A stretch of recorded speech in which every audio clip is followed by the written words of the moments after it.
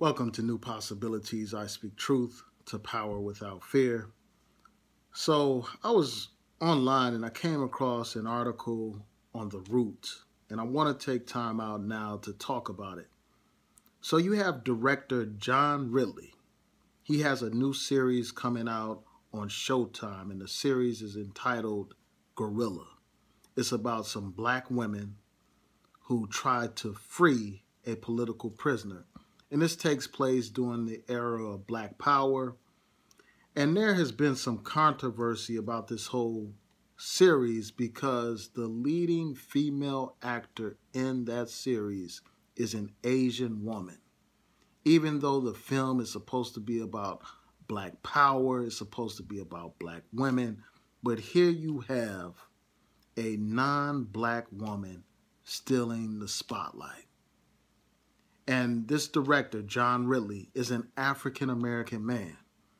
And we're going to go into the reasons why this guy decided to have an Asian woman play the leading role in a film that's supposed to be about black power, and a film that's supposed to be about black women. So he was asked about this. And after evading and dodging the question, he finally admitted. First, let me read the question first. So someone asked, they said, I want to understand why you decided to make an Asian woman the main protagonist. And then Ridley eventually was forced to admit this. He said, part of why I chose to have a mixed race couple at the center of this is that I'm in a mixed race relationship. So in this series, you have this Asian woman who is the protagonist. She's like one of the main characters, and she's in an interracial relationship with a black activist. And again, there's some black women. The series is about some black women who unite to try to free a black political prisoner. So in this film, you got this Asian woman playing the lead role in a film about black women. I mean, what kind of sense does that make? And then this explanation as to why that is the case. I mean, it brings to mind so many different things. The first thing I thought about is how many of these black men who are in these biracial, interracial relationships, I don't think that a lot of these people are fit to tell these types of stories. Because a lot of these men, their judgment is clouded by their infatuation with non-black women. And I think that it affects the product that they produce. Of course, you have exceptions like that Get Out film. I thought that that was a great film, as I've talked about here on YouTube.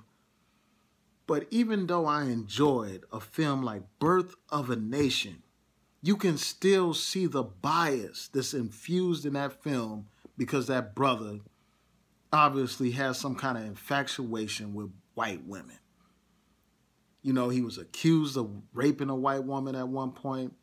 He was exonerated or found not guilty. But even after that, this man went on to marry a white woman. And you could see the effect that that had on how that film was presented. In that film, Birth of a Nation. And the first time I saw it, I really didn't think about it that much because I was focused on the main subject of the film, and I still support the film. I encourage people to watch it. But still, in a film about rebellion, you still have this white woman viewed as some kind of white savior. I mean, she helped out this boy, Nat Turner as a young person, took him out of the field, brought him in the house, helped him with reading. And the white women in that film, for the most part, are depicted in a positive light compared to the white men. So I think that that's an example of that man's bias, Nate Parker's bias, his love for white women affecting his work product. And here you have another example where this guy actually admits that that's what caused him to have this Asian woman as the main protagonist in a film that's supposed to be about black power and about black women. I mean, this is utter disrespect to black women. it is basically crapping on black women.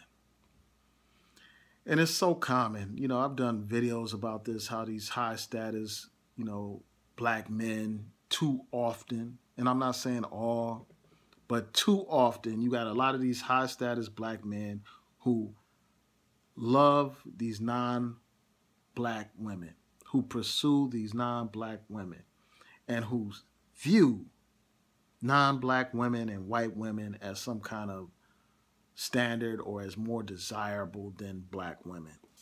And I just think that this has obviously affected this man's judgment. I mean, somebody like this is really not fit to do a film about black power. Somebody like this is not fit to do a film about black women. I mean, this is like one of the biggest examples of disrespect to black women ever.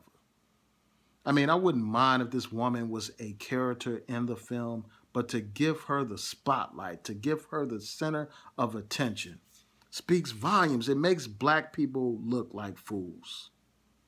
It makes black people look ridiculous. I mean, imagine an Asian film where a white character is the center. And there are examples of this. I mean, you had this film about the Great Wall of China.